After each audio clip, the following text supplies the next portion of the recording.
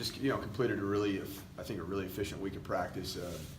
Just to prepare us for a road game, homecoming up in Charlotte.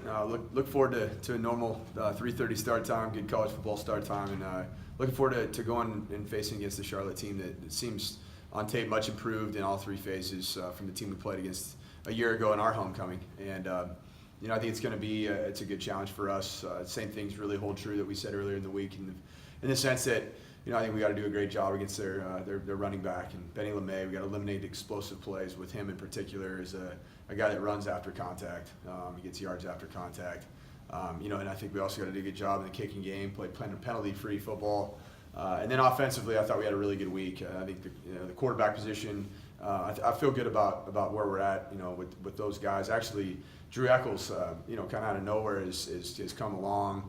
Last week in the bye week, I didn't feel like he was close to being ready to play.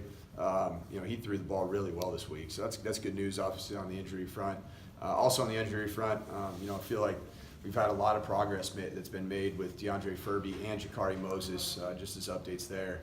Overall, quarterback-wise, I feel good about those guys. The ability to lead us to a victory, and we'll certainly feel good about our plan going in. And we'll, like we said earlier in the week, we're gonna kind of keep that close to the vest until we get to game day.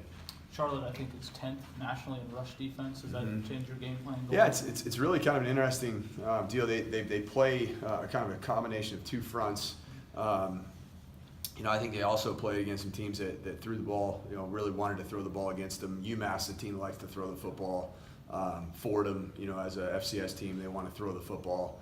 UAB, I thought, did a nice job running the ball against them, and App State did as well. But, there were those two games in particular, UAB and App State. I mean, a lot of their yards were on explosive plays, on, kind of run after catch opportunities. So, I think that was they're good as a rush defense. We got to do a good job, but in terms of what they do in the fronts that they run, and if it makes you not want to run the football, I don't think that's the case.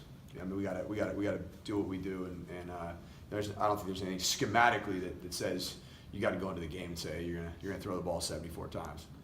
It's the fourth time this season already you all have played a road game. You guys starting to get used to all the traveling, you all playing in unfamiliar territory and everything that comes with going on the road. Yeah, I think a lot of the similarities of this trip remind me a lot of the Ball State trip in terms of just the kick time, the type of venue that we're playing in. It's going to be light outside. In all reality, we'll probably be warming up, similar to Ball State.